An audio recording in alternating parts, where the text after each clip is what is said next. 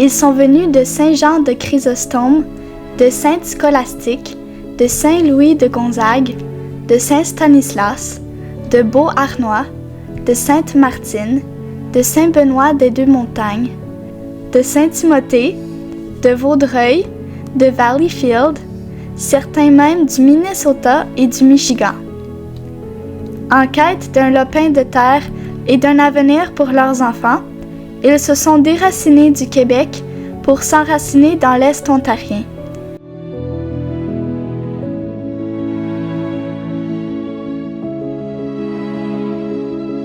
Ben, les plus belles terres avaient été probablement prises du côté de l'Ontario, probablement par les anglophones. Les gens qui sont partis d'ailleurs, là, mais ces gens-là, c'est parce qu'ils passaient ça de père en fils, mais les fils, des fois, il y en avait plus qu'un. Alors les terres rétrécissaient à un point qu'il fallait qu'ils partent de là. C'est vrai que ça a pris du courage et de la négation pour arriver dans une place où il y avait de la forêt. Ouais. Parce qu'il fallait qu'ils défrichent. Tout. Sans le savoir, ces pionniers ont jeté les bases d'une communauté florissante. Ils ont ainsi planté les racines d'un village qui a permis à des milliers de femmes et d'hommes de grandir et de prospérer. The Brook est le premier nom qui a servi à désigner ce beau village. On procède à la construction d'une chapelle en 1885. La première messe est célébrée par Monseigneur Talbot et marque officiellement la désignation canonique de la paroisse. En 1910, le village prend officiellement le nom de Bourgette, en l'honneur de Monseigneur Ignace Bourgette, une figure majeure du mouvement qui a encouragé les Canadiens français à s'installer dans l'Est ontarien pour freiner l'immigration vers les États-Unis. La construction de l'église débute en 1888 sous l'égide de l'abbé Constantino. Elle se termine en 1889. Quelques années plus tard, le curé Raymond procède à la restauration de l'église. Les travaux, achevés en 1921, ont rajouté un deuxième clocher, une caractéristique rare qui la distingue dans la région. Je me souviens des très bonnes années où l'église était pleine aux deux messes qui existaient dans le temps, soit une messe à 8 heures et une messe à 10 heures. Et à la messe de 8 heures, c'était une messe basse à laquelle on assistait, donc il n'y avait pas de chant. Contrairement à la messe de 10 heures, il y avait une chorale qui améliorait la cérémonie, quoi. Et du grégorien dans le temps, et seulement par les hommes. J'ai connu aussi 16 curés dans ma vie. Maintenant, ça ne veut pas dire que je pars avec le premier curé, là. Je vais partir avec le curé Lapointe, qui a baptisé un nombre de mes copains en 1942 et dans les années 40. Mais ce curé Lapointe a apporté le Club Lapointe qui a géré l'école secondaire privée ici à Bourgette. Et le curé Paquette qui a suivi, lui, ça a été le curé qui a serpenté nos rues avec son chien bulldog. Mais il a apporté un côté social à la place. Alors, il rencontrait les gens vraiment, puis il jasait avec eux. A succédé au curé Paquette le curé Lasselle. Vous vous souvenez? Donat Lasselle. Il a été ici à peu près 6 mois. Mais ce qu'il y a de particulier, ce curé, il avait une automobile puis il ne conduisait pas. Il avait de la parenté à Hawkesbury. Alors, on est allé dans sa famille et encore là, il m'a demandé pour conduire parce que sa ménagère, qui était sa nièce, n'était pas là. Alors, je l'ai conduit et à la table, on a bien soupé ensemble. Mais là, c'est là que j'ai appris qu'après qu'une bouteille de vin est vide, on la dépose sur la table à plat.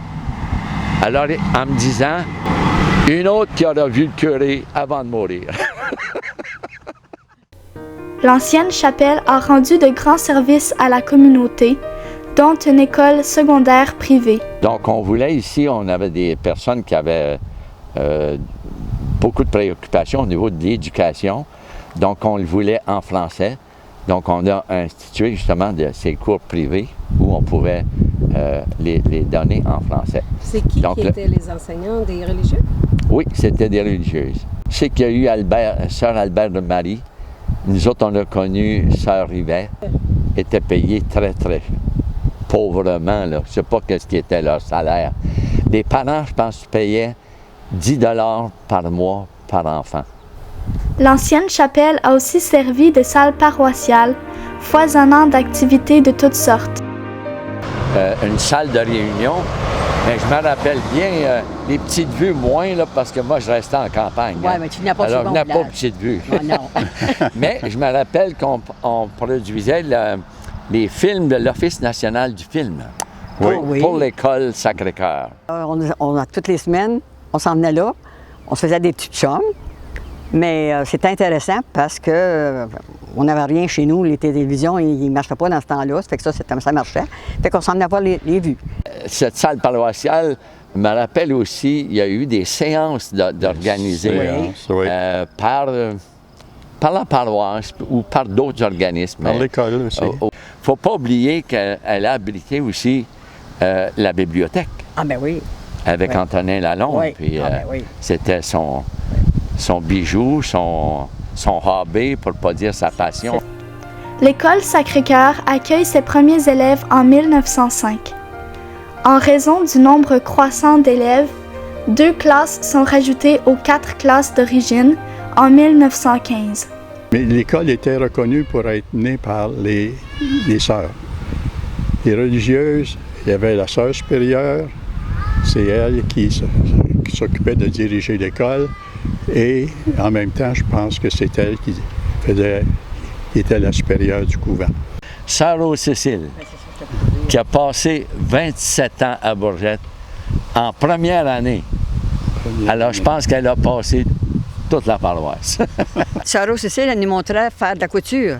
Ah oui? Des dessins. Fait que c'est ça, on s'en allait là pour 1 heure, 2 heures, ça dépendait des classes. Puis elle nous montrait tout ça. Elle fait ça pendant des années. OK. Et évidemment, il y avait des laïcs, des femmes.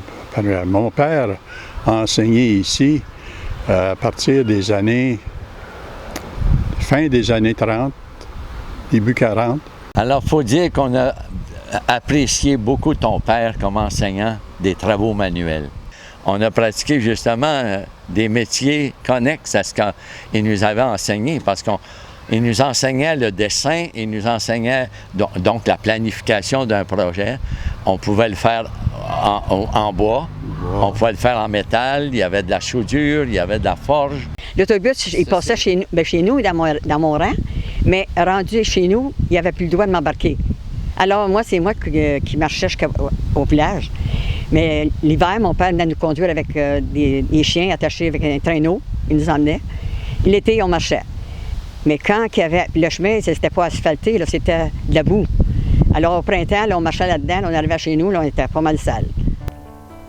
Les Sœurs Grises de la Croix sont arrivées à Bourgette en 1903. Elles ont joué un rôle crucial dans l'éducation des jeunes du primaire et du secondaire. Bourgette est d'abord un village agricole, reposant surtout sur l'industrie laitière et quelques fermes avicoles. Les gens ont vécu des fermes pendant longtemps, pendant des décennies. Il y a eu un temps où il y a eu possiblement jusqu'à 180 producteurs de lait, mais c'était tous des petits producteurs de lait. Mais quand même, ils faisaient vivre une famille. Le train a servi de moyen de transport principal pour l'approvisionnement de marchandises aux nombreux commerces du village. Le train a servi au commerce. On a reçu des wagons de céréales, orge, avoine, dans des temps où on en manquait par ici. Et je me rappelle d'être allé chercher du charbon aussi au train. On allait mener nos veaux au train et la crème en hiver. Je sais que les perrons ont commercé la gasoline et les produits pétroliers à partir du train.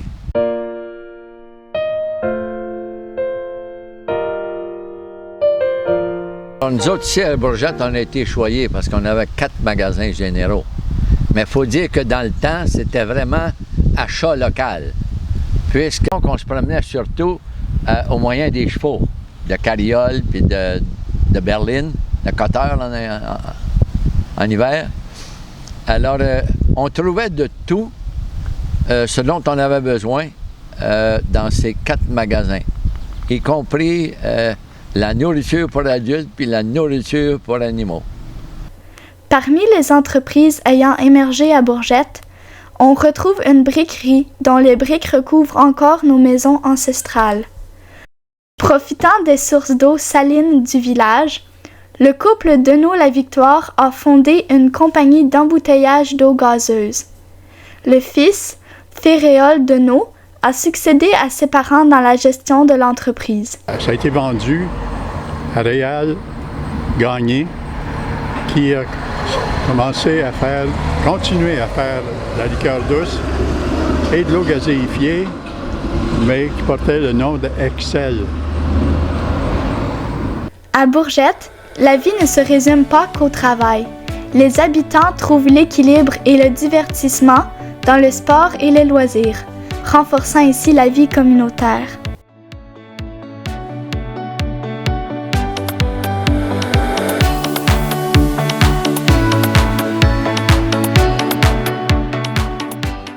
Tout au long de son histoire, Bourgette a été le théâtre de l'émergence et de la disparition de nombreux projets et entreprises. Si certains de ces projets n'existent plus, d'autres ont su traverser le temps, témoignant de l'évolution constante du village.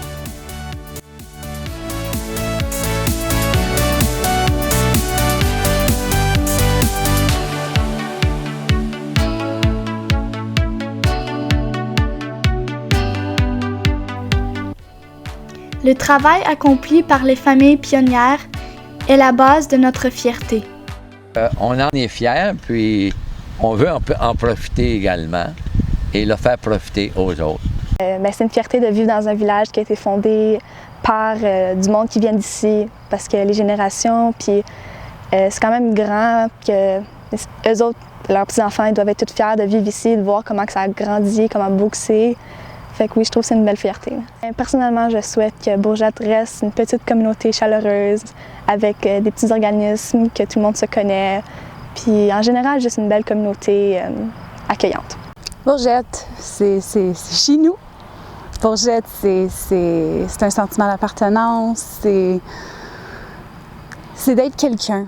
Moi, mon arrière-grand-père, il était maire de Clarence. Mon grand-père, tu parles de défriché. Mon grand-père, il m'a tellement raconté l'histoire de la forêt à la rose. C'est lui qui a planté ça avec son grand-père, pas juste lui, mais tu sais. Donc c'est ça, c'est un sentiment de fierté. C'est les racines ancestrales sont toutes ici. Je suis fière d'être une Lepage, je suis fière d'être une Lortie, je suis fière d'être encore à Bourgette, puis de savoir tout ce que mes ancêtres ont bâti pour nous, puis de voir le village s'agrandir comme ça aussi. Je pense que c'est beau, c'est ça, tu te sens fière. Je pense que c'est important de remercier ces gens-là qui ont fait tellement de travail pour nous dans le passé, justement pour qu'on ait un beau village, une belle maison, une belle communauté. Aujourd'hui, notre village est toujours bien vivant, illustrant parfaitement la promesse de sa devise. Petit ruisseau deviendra grand.